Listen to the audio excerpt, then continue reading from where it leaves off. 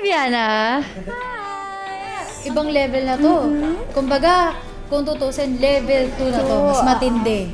Siyempre, medyo mayalong ka ba na? Kasi kanina, may dinagdag sa act ko na parang magsa-second voice, ganun. Kanina ko lang siya inaral. Ah, so last minute changes. Yes. So parang medyo kailangan ko lang ng practice and then carry boom na siya.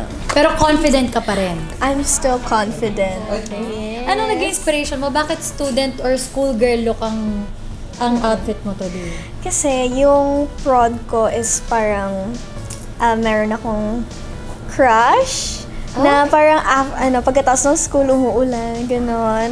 Dahil ba to may crush ka talaga? Nagka-crush ka na ba dati? Kuya David Licao ko pa. Ano na nga, may pag-name drop. Hindi na kailangan ipilit. Hindi na po. Well, dahil dyan, magsilbing inspirasyon sana si David Licao ko sa'yo. Yes po. Thank Akin you na po po. yung pangbuhok. Ayan, bubuhok ka na muna kita. Oo, ako na magbubuhok sa'yo.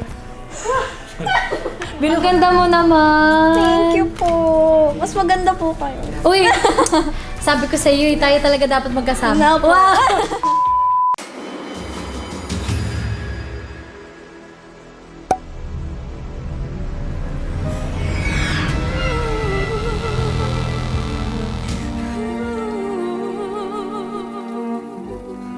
Sorry, Viana!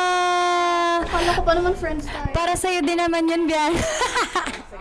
Kamusta naman? Nakatulong naman ba ako sa performance mo? Naman. Grabe yung ganon. Ay, gigil talaga yun eh. Gandang-ganda mo kasi gigil na gigil ako kanina. Nagaw mo Kamusta ba? naman yung performance mo? Okay naman.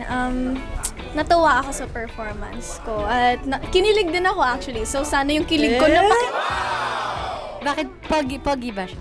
Okay lang naman. May ganon. Pero confident ka naman na na-enjoy din ng audience judges. Yes, I'm sure na-enjoy din nila yun. Kasi may pag ganon-ganon pa ako. Ay! May kilig! Ano ba? Ano ba? Boyfriend ko yun.